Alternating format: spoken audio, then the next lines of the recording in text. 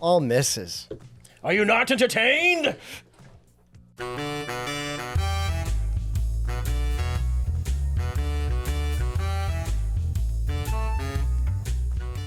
Hey guys, I'm Tim. I'm Bob. And this is the Board Game Rundown, and today we are going to do a review of Hoplomachus Remastered. That's exactly how you say it, Perfect. and I'm confident. Perfect pronunciation. I'm confident in that pronunciation. So just to be very specific, a few things right off the bat. Chip Theory was kind enough to send us this, but otherwise this is unpaid. We are just reviewing the skirmish mode for now on the Patswali side of the player board. That's right. He's just as confident in that pronunciation as he was. I feel better about that one, actually, because we looked it up. So anyways, Hoplomachus is basically gladiatorial combat. Yeah. There's tons of modes in this remastered edition. That's why I was very specific about skirmish mode, right? So skirmish mode, 2 players, you're going against each other, and you're either playing on the Patswali arena or the Coliseum, which is on the other side. The only differences really are the way the crowd favor tracks work, and then just the different deployment zones. And your hero will kind of like pops up in a different area. We'll talk about that in other videos. There's an onslaught mode which you can play solo, which you're going up against an immortal. There's an ascension mode, 1 to 2 players. You can do solo or co-op. You do it in the Coliseum, and it's like 2 players versus a Titan, or 1 or 2 players versus a Titan instead of an immortal. There's Pandemonium mode, 3 to 4 players, and it's just competitive. Chaos. And you're just wailing on each other. And then there's like an alliance mode where you play 4 players of competitive teams, teams of 2. Okay. So skirmish mode, basically what you're going to do is you're going to pick a faction. You're going to grab all the chips of one color. That's going to be 10 units, their hero, and their 4 tactic chips. All of these factions are asymmetric. They might have some crossover abilities, but for the most part, they definitely lean into different play styles. And then each faction is going to have a unique to them Hero? tactic chip. Oh, tactic chips. Yes. Yeah, I mean, also a unique to them hero. Yeah. And on the chips, right, you've got all the stats on there. The top one is movement, then there's range, and their health.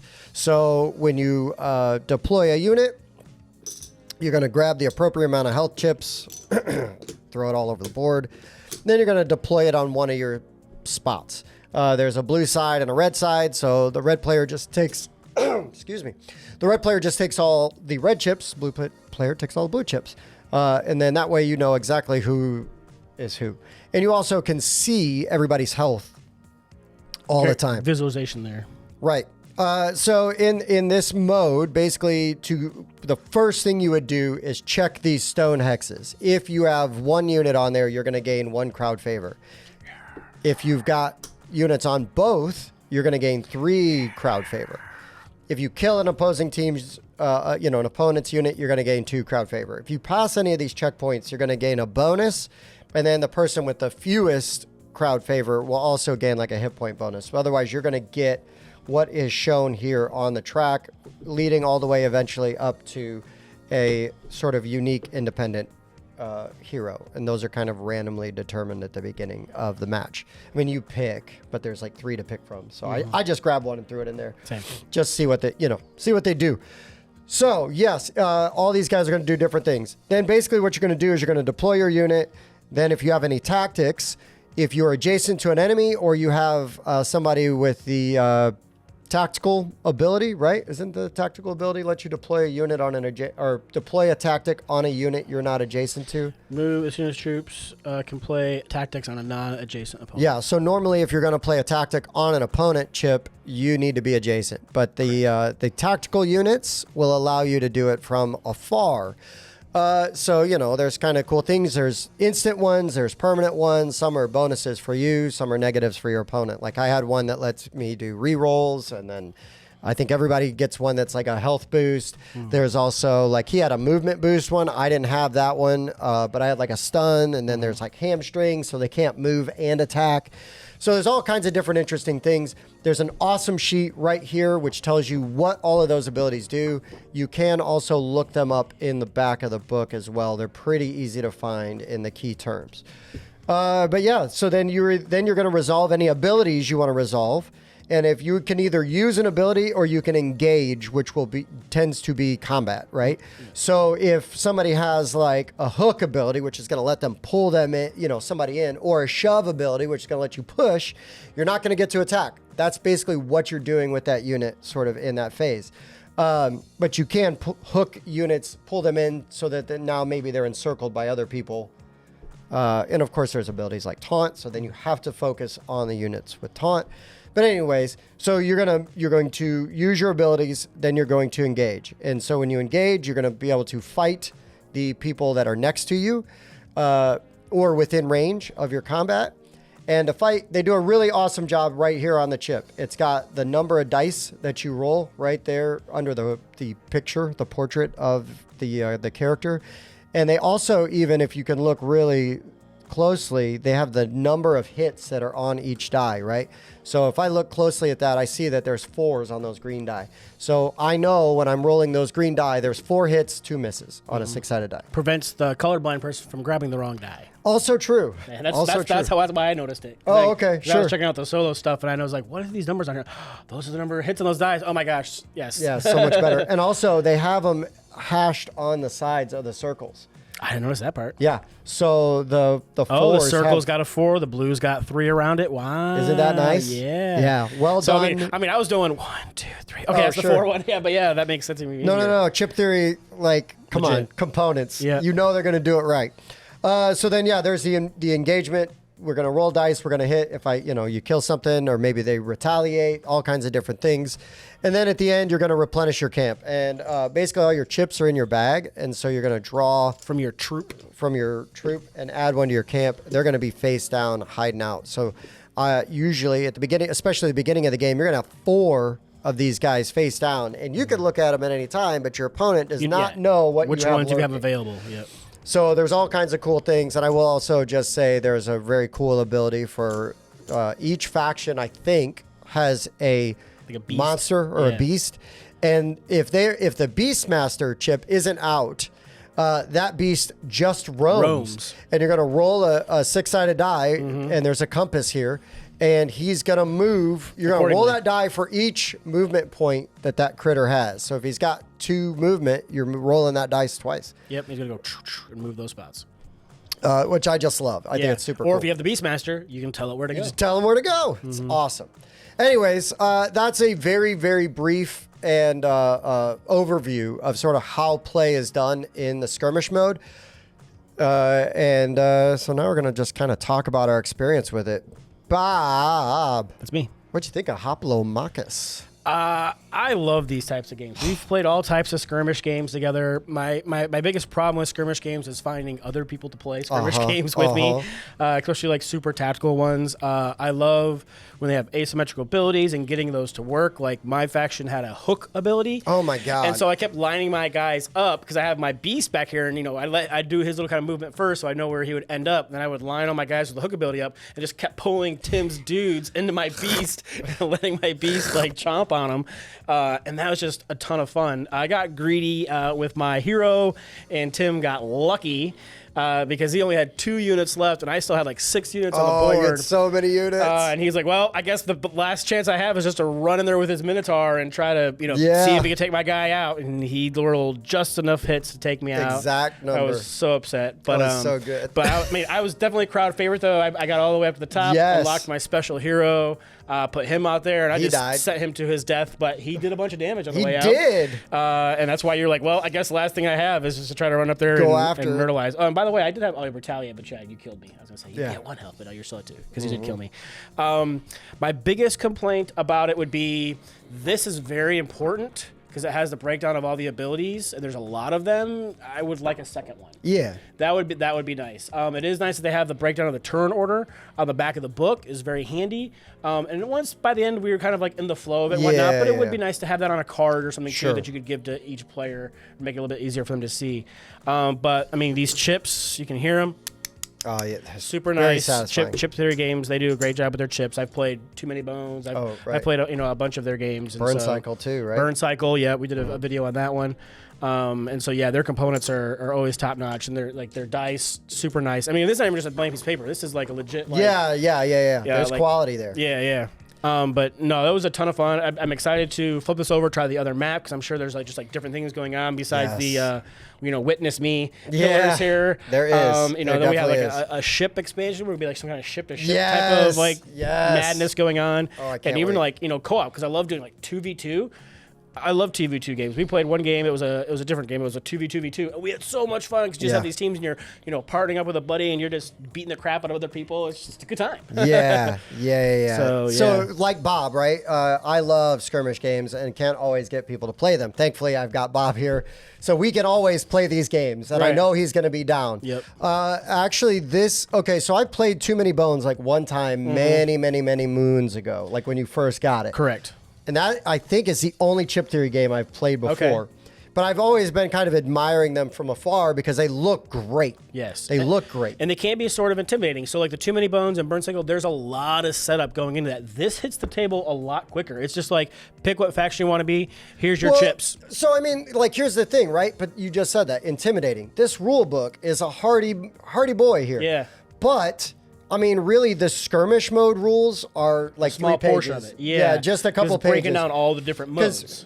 Because the beginning of the book does a very nice job of just breaking down like general movement, like all the basic principles of the game. Principles of the game. And like turn structure and how that's basically going to work. And then there's detailed areas on how different things inside each map and game mode that you're going to do. And I was texting Bob earlier in the week because I was learning the rules for this, and I'm like, I cannot wait to play this game. I was really just champing at the bit to like get at this game because I was very excited. It comes with a ton of different factions. I just grabbed one, there was one, I had a Minotaur. I was like, I want to try that one. 3, 4, 5, like 6 or 7 at least. Yeah. I mean, so there's a ton of different factions. Yep. And then you have the white ones that are like the neutral type ones. Yeah, those are going to be like more used in the Coliseum side. But I mean, tons of factions, they all play different. They lean into different sort of strengths and play styles. Yep. And this does a couple of things that I absolutely love. I taught Bob and we played this very quickly. Yeah. I mean, in maybe an hour. I mean, it was fast. Yeah. It was fast. It says 60 minutes. It's pretty accurate. And that was pretty accurate. Also, though, I started off and I was not playing optimally. I mean, I had a couple moves that were okay. I thought you were doing great, Tim. Yeah. But at the same time, I was still in it. And even if I didn't win, which I did, which was awesome and is officially on the record. I don't know. I didn't check my stats. I don't know. But even if I didn't win, the fact that I got in there and had a swinging chance, I was so excited. Yeah. It was really fun. Because again, right, like any game that just gets generates those moments where you're like, oh, yeah, you know what I mean? You got like 4 or 5 dice in your hand. And you're like, And it was a legit shot. It wasn't even like totally a long shot. Right. I mean, I got to roll perfect to win. I had good odds. Dice. Yeah, you had decent odds. Good die, die and stuff like that. But it was very exciting, and it was really like fun to see like what all these different units do. Yeah. And then every time I'm jealous of like something that Bob's unit can do, it's like, well, I've got something pretty cool that I'm doing over here. And you were jealous of my hooking. Yeah, man. I was like, pull you over here, chomp. It's like I was all over the dang place. And I finally, and again, when I started playing a little better, started getting units with taunt out. You're right. So then I had to target them. So it's like, okay, dummy, get those guys out so then you can have a little more control, over things. But even then, like, even though I wasn't doing great at the beginning, I was still having a really good time because I felt like I was being effective. I feel like all the choices are really interesting, and the win and how to deploy the tactics and the fact that you can like get them back. I'm like, dang it, if I can just like pick off some of these lower units, I might be able to get some of these tactics back or a unit back, 2 units back. I didn't think was ever going to get up to my hero just because I had to abandon trying to go for these and more just try to take out the guys that I had down to like 1 or 2 health. But it still like felt very interesting. I'm making like really interesting choices, you know, and still making strategic moves that felt effective. And again, it came down to like a final die roll. Yeah, if you did not kill me, I had like 5 dudes surrounding you. You were going down. And if we weren't doing this video right now, it would be like, let's flip the Re-rack board. and do it let's again. re-rack, Yeah. do again. Let's flip the board, see what the other one does. Right. Because again, it's Try going to take an different hour. factions. Yeah. You know, try different factions and go again. Yeah. And then on top of that, right, on top of just having 2 unique maps for skirmish mode, well, then you've got all these other modes, Right. you know, that Yeah, you yeah. can play. I am beyond excited for this game and its potential. We're gonna commit to doing some videos on at least one of the other modes. Yep. And then we have also got that. It is called. Pandora or something, right? We're also going to do a video on an expansion for this called Pandora's Wake, which has some ships and some naval combat and a couple other factions in there. And we're also going to do a video on the solo version of Correct. the game, Yep. which is Victorum, Hoplomachus Victorum, I think believe. so. Yeah, yeah. And there's even an expansion which then allows you to take stuff from Victorum and combine it into Remastered, Yep. which is awesome. Quick preview: the Victorum is almost like campaignish, where you kind of play. You're going around camp to camp and fighting different things and their champions, and yeah, it's interesting. Sounds awesome. Sounds very cool. But anyways, with my first go at a chip theory game, and again, like, First real go. yeah, the other thing is like I'm a big miniatures guy. Right. These chips like check the boxes. They feel good. I would say like, you know, these aren't as exciting. The health ones. They do have a quick mention. 'Cause when I backed my Too Many Bones, they had upgraded health chips that are just as thick and nice as like the character chips. The health chips are a little bit lighter. There's not quite the heft to them, but the upgraded ones, I'm pretty sure you can just get them on Chip Theory's sure. site. And then you can play with the heavier. But health if chips. like that's my biggest complaint, It's whatever. These are purely functional and they do exactly what they're supposed to do. Right. And I also will agree with Bob, like having one more of those would be really handy. Right, but it's not like I can't take this to work and like, I mean, I would never copy anything at work. Take this to a printer printing company, shop. yes, because they exist still, and yeah, just get a copy of that. Just made. do a two-sided copy of Yep. that. But awesome stuff. The mat's really nice. The art is really cool. Again, I don't know, man. I didn't find I thought it was going to be really intimidating to learn because, you know, Chip Theory puts out some crunchy games. Hey Tim, the mat fits in the box. That's huge. amazing. I love that. It's amazing. The mats fit in the box. You do have like It's a good. funky box shape. Not really. I mean, a lot of my Axis and Allies games are that same type of shape. They're a little bit they're longer, you know, and yeah, it fits in a normal calyx type shelf, so no issue. All right. Well, there you go. I mean, it's not a negative for me anyways, but Yeah. I mean, anytime I get a mat that doesn't fit in the box, it's just annoying. oh, yeah, for sure. That's why I always wanted to say the mat does fit in the box. It's made to fit in the box. The insert's great. Comes with these nice little chip trays. Yeah, their dice trays are really cool. These are in Too Many Bones also, but they hold all the dice real nice, and the chip trays are super like hefty. Yeah. Yeah. And then the box itself has like some foam cutout stuff, and you just plop everything in there. It keeps everything from sliding all around. Fits nice and easy. It's heavy, so word of caution: be careful lifting that box. Yeah. Lift with the legs. Yeah. Okay, No because doubt. it is heavy. No doubt. Should come with a warning on the It front. should. Yeah. So All right, Bob. We Yeah. need to rate Hoplomachus We do. Remastered. How do we do that at the Board Game Rundown? we're going to give it a score anywhere from 0 to 10. We do use 0.5s to give some kind of a variance. We're going to take our score, we're going to average together, and that'll be the score you find on like BGG or Discord or anywhere where you might ask, what did the Board Game Rundown rate this game? And you should ask that. You should. I guess. Especially in our Discord. Yeah, definitely. Okay, Bob. It's me. What do you rate? I love skirmish games, Me especially too. with cool asymmetrical abilities. This is a 9. It is. Dude. I love it. Listen, man, the same. This Yeah. is a 9. Yeah. This game was awesome. I was salivating all week to play it. I mean, it was like Tuesday. I'm texting Bob like, I am so excited to play this. We were playing this freaking game. Yep. Like at least once. If we didn't have to do this right now, we would be playing it right now. That's how much fun. Any game that it makes you want to just re-rack and play it again is good. And I would have done the same faction. I would have grabbed a rando, different faction. I don't care. Yeah. You know, like oh, that purple one looks like a cool color. Let me try it. yeah, like, I don't care. I Although I did have fun hooking you. That Oh was my gosh! I was like, pulling you across the board, like chaining it. It was great. oh, it was crazy. And that was the first unit I deployed, and you finally killed it. Like, It was I don't like know, 8 turns later, I'm like, I'll deploy my other one. Yeah. You're like, what? And this map looks really big, but it gets small. It gets small fast. quick. Yeah. Gosh, this game just does so many things right and barely anything wrong. I really, really enjoyed this. So if we take our scores, though, We should and we average average them them together, it's a 9. This was awesome. I love this. Cannot wait to play this again. I'm very excited to try out some of the other modes. Yeah. And even if the other modes, like, let's just say worst case scenario, I give all the other modes like under a 5. I hated that mode. It was terrible.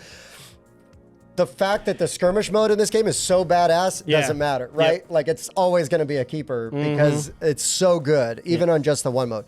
I would be shocked I would be shocked. if we don't like the Titan mode, you know, or going up against the 2v2. Immortal. Are you kidding me? We get to like team up and beat the crap out of Mike and I don't know Anybody else? Some poor fool. Yeah, exactly. West, looking at you, West. You poor fool. We owe you Poor payback. fool. We kind of do. Yeah, we owe the payback. But this was awesome. So again, Chip Theory did send us this and Victorum, but we were not paid for this review. Yep. Man, I don't have anything else to say. Me either. This game was awesome. Yeah. Okay. For like skirmish games. Yeah, no doubt, man. No doubt. Top notch. For the board game rundown, I've been Tim. Bob. We'll see you next time.